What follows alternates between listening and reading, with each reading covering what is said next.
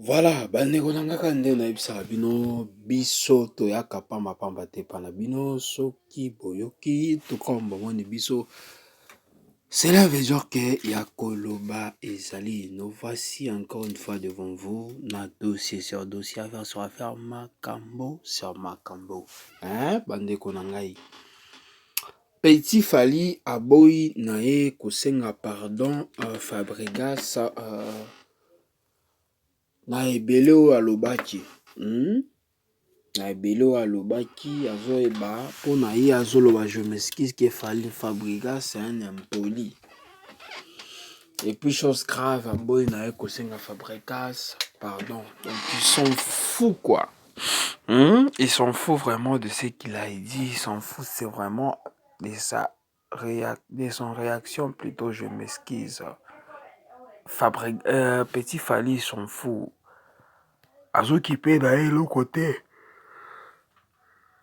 eloko nyonso je m'excuse oyo ekomeaki oyo alobaki du n'importe quoi ils sont fous pour lui donc c'est tout à fait normal comme aréagiraki na ye voilà bandeko na nga bonjour bonsoir et surtout bon après-midi cela ne dépendra qu'à l'heure à laquelle vous allez nous suivre bienvenue encore une fois balandi na biso ya kala bienvenue encore une fois balandi na biso ya sika ya chaîne na biso Ines nom officiel tous souhaitez binokaba bienvenue et surtout de partout où vous êtes en train de nous suivre je profite aussi de cette occasion de rappeler balandi na biso ya sika si c'est toute ta première fois tout comme balana ya liboso ya kolanda chaîne na biso Ines nom officiel je vous prierai toujours de vous abonner abonnez-vous massivement et surtout bobo sanaka pété cliquez nangonga notification comme je vous ai toujours dit malama ngonga notification ezala à chaque fois que Ines NM officiel à kobando publier ma vidéo ya sika bozala notifié na système moko ya propre alors comme j'étais en train de le dire Petit Fally ils sont fous de ce qu'il a dit concernant Fabregas. Il a encore répété cela que Fabregas est un impoli. Et deuxième, il a dit que y a l'équipe Fabregas na succès. Il a eu des succès au Petit Fally à l'équipe Fabregas. Hein? Moi, ça me dépasse, bandeko nangai. Moi, ça me dépasse parce que Petit Fally pour moi, azoe bate loko azoluka. Petit Fally pour moi, il se considère comme un comédien. Petit Fally pour moi, il ne sait pas vraiment qui il est. Ah, parce que, boyebi, bandeko nanga, si c'est succès, je m'excuse, mais makabilo ko ebele. Oyo, ebele, ba remarquer kade, ba comprendre kapete. Succès, oyo, ezalaka facile te ko manager yango. Je m'excuse, succès, ezalaka facile te ko kumba yango. Okoki ozawa ozotambola na yo ozoforce na yo nonga pe nakoma esika quelque part Nzambe akomisi yo akomisi yo esika oyo olingaka okoma et surtout na ndenge ya succès après tu te perdu parce que si c'est ememaka biloko ebele mpona bao bayebaka te. Petit Fally a commis un succès pour essayer, il se prend pour une grande star. Je sais déjà pour le moment il est une star. Mais pour lui, il se prend pour une grande star. Vous savez, il y a des stars, il y a aussi des grandes stars. Hein? Ceux qui te l'ont de grandes stars, dans beaucoup de biso, on a tous là, Ferregola. Tous là, Koffi Olomide, tous là, Fally Ipupa, tous là, Inos, qui a des grandes stars, au penza, ebi, quoi nyonso ya mboka na biso. Tous là, mosusu oyo baza ba star, eza lokola Petit Fally. Ou vague ya sika, bazoya na pression. Vous voyez un peu. Alors, Petit Fally, il ne sait pas comment manager, il ne sait pas comment conduire succès dans sa carrière. Pour lui, oh, ça va déjà, ça va na isika oyo komi. Parce que pour lui, je ne sais pas ce qu'il a bondé, kaka, que Fally Ipupa, voilà, il est là, Fally Ipupa, il est là pour moi. pour lui, Azo Boulé Kakake Fali Poupa, il est là pour moi. Azo Bosanake Fali Poupa aussi des choses. Personnellement, où est concerné Yemoko, Kakaning Azan Stade de France. Lui et son équipe, ses organisateurs, Bazo Boulé plutôt, Ndengenini Bako Salango. Parce que le lot, déjà, on est le 15e. Nous sommes plutôt le 20. Voilà.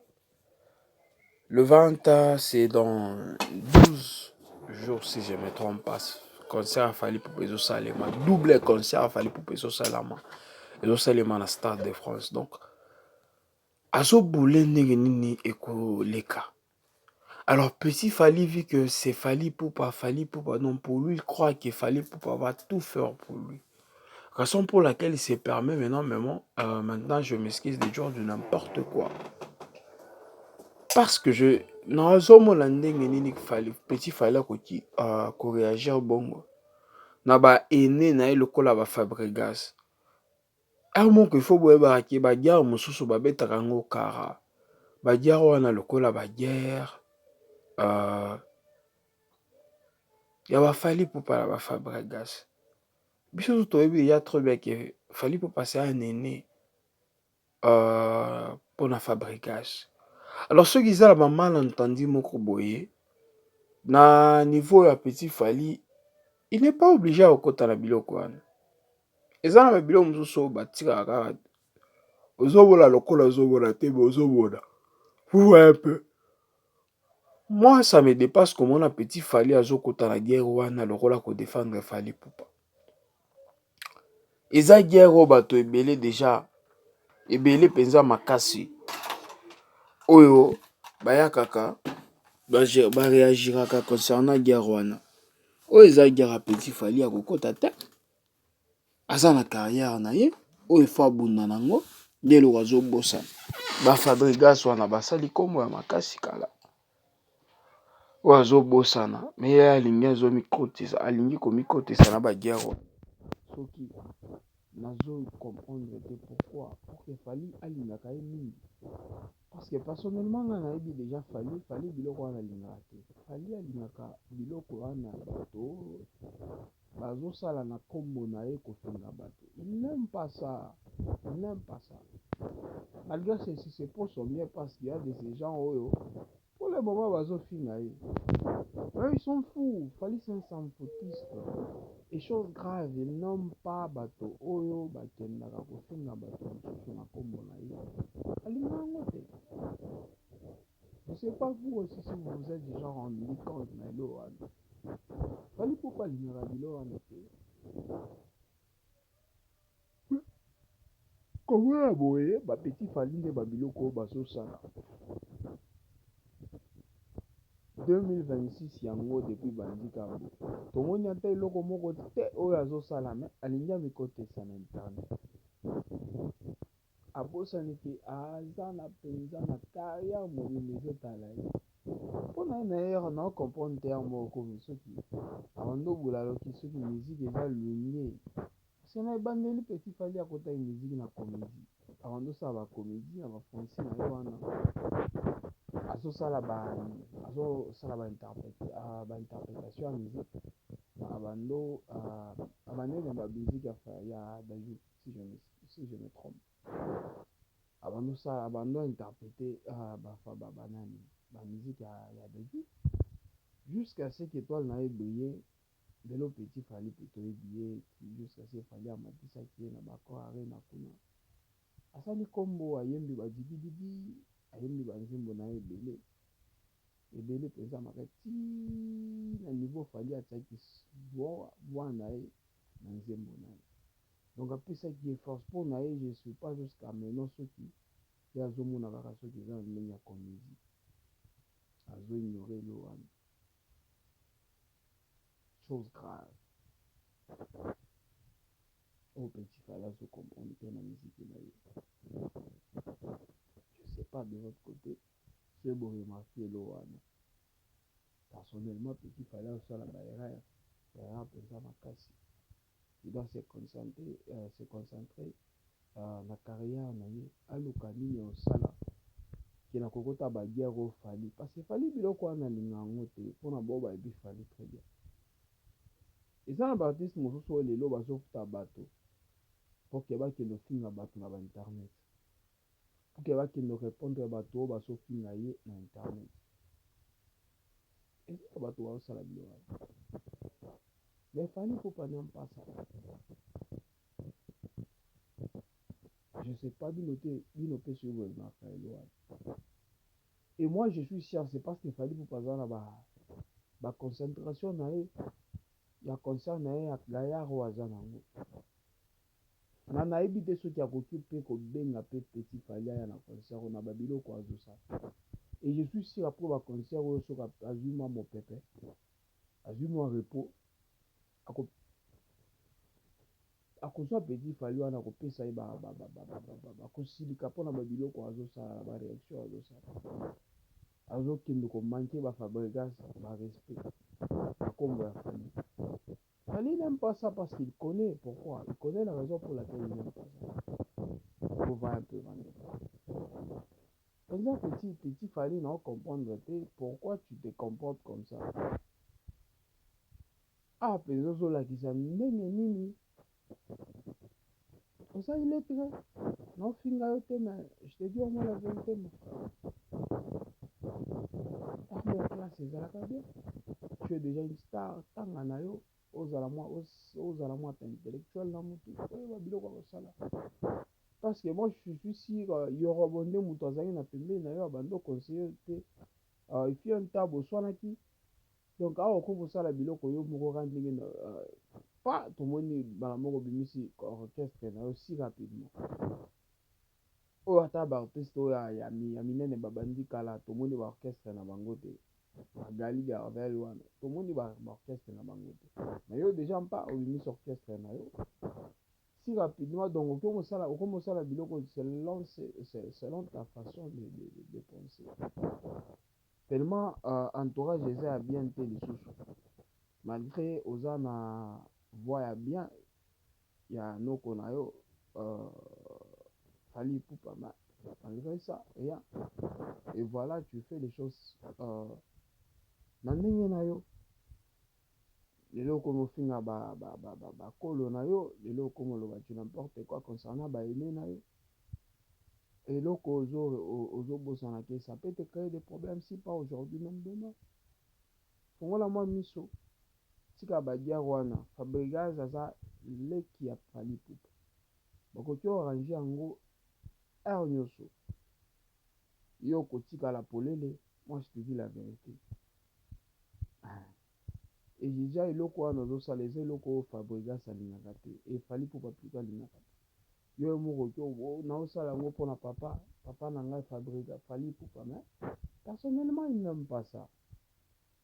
Tu vas te rendre compte après tout ça que biloko wana bandosala bandopesa nde Fally Ipupa kanda et moi je suis sûr akoyebisa biloko aza nde occupé na baconcentration na ye quand ayo tobimisa album na ye déjà tokos pull up big chapeau mpona Fally Ipupa quand ndenge déjà apesi biso concert oyo album oyo abimisi toyebi déjà ndenge concert ekokoma donc danger